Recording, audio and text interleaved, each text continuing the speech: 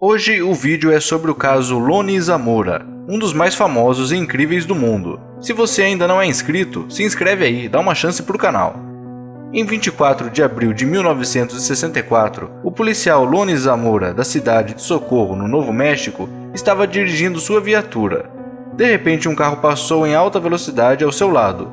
Zamora não pensou duas vezes e começou a perseguir o automóvel. No mesmo instante, na estrada, um casal com 3 filhos observava o estranho objeto voador de forma oval, aparentemente de alumínio, que sobrevoava a região em baixa altitude.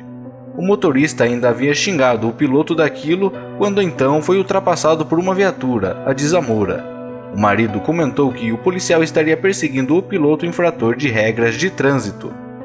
O casal então parou em um posto de gasolina e comentou com o dono do posto sobre o motorista irresponsável. O Paul Grinder e seu filho Jimmy deram os detalhes do estranho avião que avistaram. Durante a perseguição, Zamora ouviu um som estranho e muito alto. Desistiu do infrator e foi investigar o que seria o barulho. Zamora viu de relance algo em chamas no céu e pensou que o depósito local de dinamites havia explodido, jogando algo para o alto, causando assim uma grande tragédia. Ele vai em direção ao depósito de dinamites que ficava perto daquele local e chega a uma elevação. Sai do carro e vê o objeto, que está a uns 70 metros de distância. Imediatamente pensa que é um carro que capotou, mas logo percebe que não tem nada a ver com um carro. Ele pega o rádio e avisa que está saindo da viatura para investigar um objeto estranho. Pensou que poderia ser uma experiência da Força Aérea. Zamora chega mais perto e percebe 2 criaturas próximas do objeto. Pareciam crianças, com trajes estranhos. A superfície da nave era lisa, parecia um ovo, sem portas ou janelas visíveis. Em um dos lados tinha uma insígnia vermelha. Era um triângulo dividido em 2 partes. A nave estaria apoiada sobre 4 bases de aterrissagem.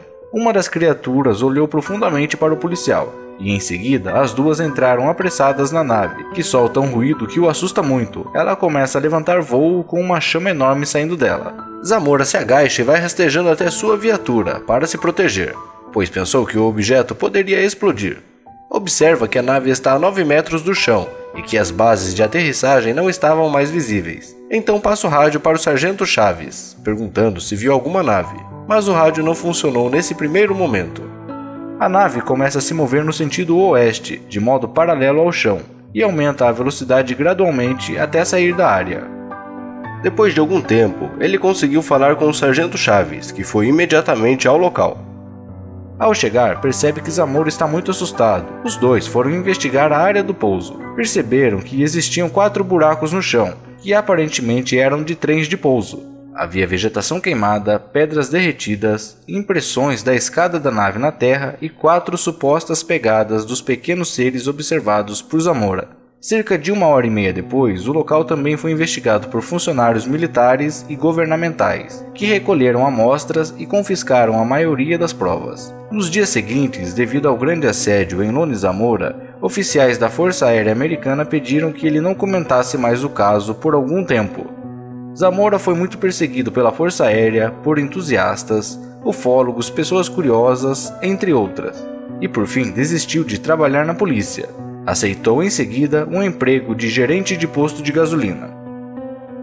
Um dos investigadores era o consultor do projeto Blue Book, o Dr. Joseph Allen Hynek, que era ex-astrônomo, professor e ufólogo. O projeto Blue Book foi um estudo conduzido pela Força Aérea dos Estados Unidos a fim de investigar objetos voadores não identificados. Teve início em março de 1952 e foi totalmente encerrado em janeiro de 1970. Hynek tentou colocar fogo com fósforos nos arbustos para tentar recriar a cena, mas não obteve sucesso. Investigou amigos, uma professora de Zamora e várias pessoas ligadas a ele.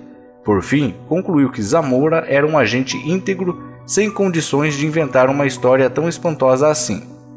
Hynek declarou com convicção que foi mantida até a sua morte que o pouso em Socorro foi uma das mais impressionantes que já viu. Todas as provas batiam perfeitamente com a história. Mas seus colegas do projeto Blue Book não seguiram esse caminho.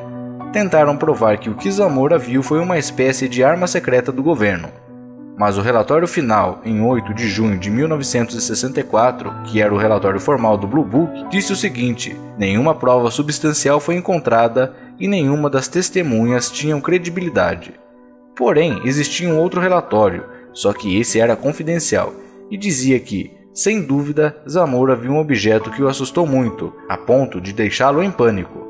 Existia um relatório público que dizia que ele não tinha credibilidade, enquanto que o confidencial dizia que ele realmente tinha visto algo. O Dr. Hynek sempre diz: "Tenho uma palavra de 9 testemunhas que viram as marcas algumas horas após o incidente e que me disseram que os centros delas estavam úmidos, como se uma camada superficial do solo houvesse sido recém-tirada." Kelwis e Larry Kratzer, de Dubuque, Iowa, que viajavam a mais ou menos 1,5 km do local do ocorrido, avistaram um OVNI com uma chama azul. Outra testemunha ligou para um canal de televisão de Albuquerque, por volta das 5:30 da tarde, para relatar um objeto oval em uma baixa altitude viajando em direção a Socorro. Vários outros relatos do objeto oval foram publicados em jornais do Novo México, incluindo um de um pouso com sinais de queimaduras no chão, em La Madera, norte do Novo México. No relatório do FBI sobre o caso de La Madera, uma testemunha relatou uma chama azul em um objeto branco que deixou no chão várias marcas retangulares. Outras testemunhas ouviram os altos barulhos que o objeto fazia. Em outubro de 2009, o sargento Chaves, que foi o primeiro a chegar no local do incidente, teria confidenciado a outros colegas policiais que viu um objeto se afastando para o oeste, quando se aproximava da área onde Zamora estava. Uma teoria é que poderia ser um módulo lunar, mas essa explicação logo caiu, pois o primeiro módulo só ficou pronto em 1965, ou seja, um ano inteiro depois do ocorrido. James E. McDonald, reconhecido por muitos como o maior ufólogo de todos os tempos, estudou o caso de Lonnie Zamora. Ele entrou em contato com os especialistas que analisaram as amostras do local. Ele chegou a Mary J. Myers, da Universidade do Novo México. Na época, ela estava fazendo doutorado em biologia de radiação e foi encarregada de analisar o solo e as plantas da área. Em uma entrevista com McDonald, ela diz ter visto uma área entre 63 e 76 centímetros de areia fundida. Ela não encontrou radiação no solo, mas achou 2 substâncias orgânicas que não conseguiu identificar, ou seja, provou que o que quer que tivesse pousado lá tinha material orgânico que não era encontrado na Terra. Análises posteriores confirmaram que parte da areia foi fundida, e para que isso ocorresse, ela teria que ter entrado em contato com uma alta temperatura.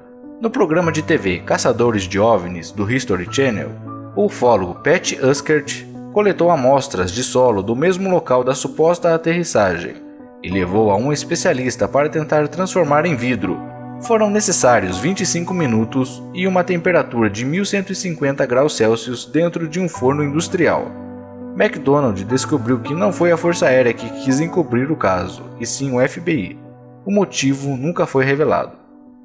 Lonnie Zamora morreu em 2 de novembro de 2009, aos 76 anos.